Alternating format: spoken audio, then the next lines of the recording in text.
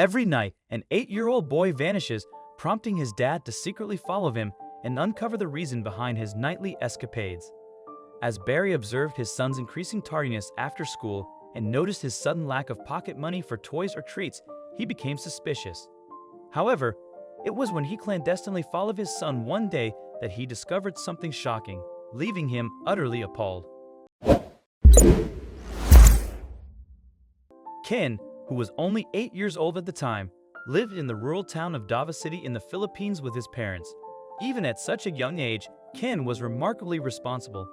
Every day he walked to school and back, but when he started to arrive home later and later, his dad knew something strange was going on. Barry, a hardworking man, ran a small business as a car mechanic, but some months were better than others. If he wanted to support his family, he'd have to throw himself into his work. He knew that nothing in life was ever given for free, but when his son began to sneak off after school, he realized that he'd made a mistake. Even though the middle-class family struggled at times, Barry always made sure he gave his son a small allowance. It was important to teach him the value of money from a young age, but oddly, Ken had been broken for the last 2 weeks. Where was the money going? When Barry discovered what his son was spending his money on, he set off a chain of events that would change their lives forever. After 2 weeks of his son's odd behavior, Barry's curiosity was killing him. Enough was enough. Today, he slightly left the garage door open while he worked so he could monitor exactly when Ken came home. But he was slightly disappointed when he saw his son walking down the drive right on time. He watched the boy quietly open the gate and rush inside. Just 10 minutes later, though, he reappeared.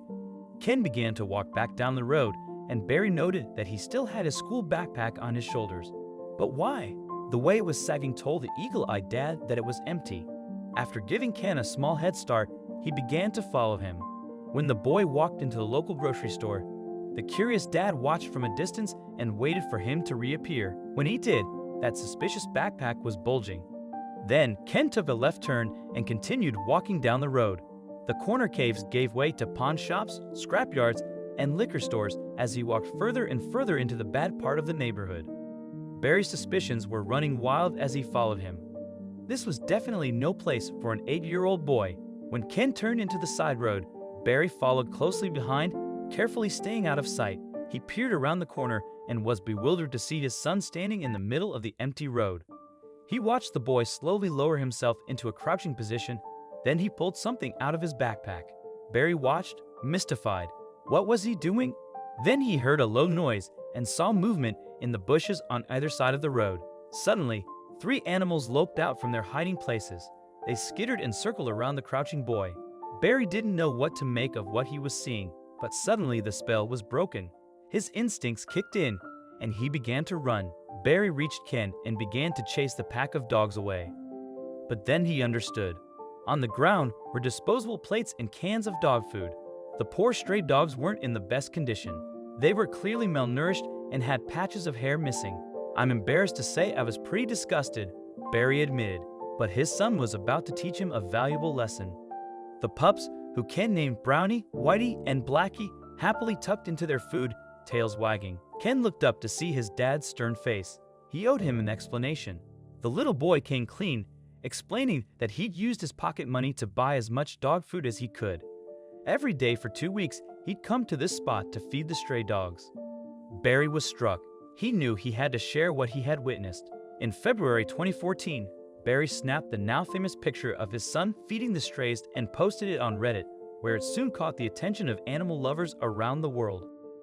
"My son changed my perspective entirely," he wrote. He was touched by his son's selfless actions, but he was also concerned for Ken's health. So the father and son reached a compromise. As the dogs were strays, Barry was worried that they carried diseases such as mange. He told his son that he'd buy the food for the dogs on the street on one condition. Ken would have to go for a rabies vaccine and carry disinfectant in his backpack. Meanwhile, Barry's post on Reddit was gaining traction. The father and son could never have anticipated the world's response.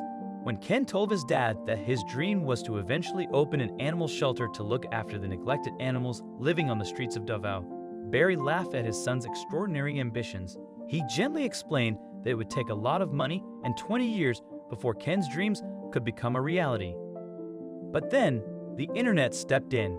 After seeing the incredible response to his Reddit post, Barry decided to create a website for Ken called Happy Animals Club. He also allowed Ken to bring Blackie, Whitey, and Brownie home to care for them. And soon, they were running a small shelter from their garage. Barry helped Ken post updates on his website, and the response was phenomenal. "I love animals. I have 1 rescue dog and 2 rescue cats. Ever since I can remember, I wanted to open an animal shelter to help the stray dogs and cats on the streets," shares young Ken on his website. Happy Animals Club's main goal will be to rescue dogs from the city pound. The official at the pound said most dogs are put down because only 20 to 30% of owners claim their dogs, and no animal welfare organization is doing anything about it. Donations began to pour in from supporters all over the globe. Ken and his dad were able to lease a 1,000 square meter lot for a year, buy building materials, and hire carpenters. After months of hard work, the full-size Happy Animals Club was open for business. The shelter now holds 2 large pens, 2 apartments, and an annex. Years later, Ken has grown into a teenager and has successfully sustained his project of helping animals. The no-kill animal shelter and sanctuary, which have expanded significantly, owe their growth to the dedicated volunteers assisting Ken and his family in its operation. The Happy Animals Club website remains highly active, providing regular updates on the shelter, sanctuary, and the progress of rescued animals. The shelter's focus has broadened beyond dogs. With the construction of proper facilities and enclosures, Ken now rescues kittens and cats from the area as well.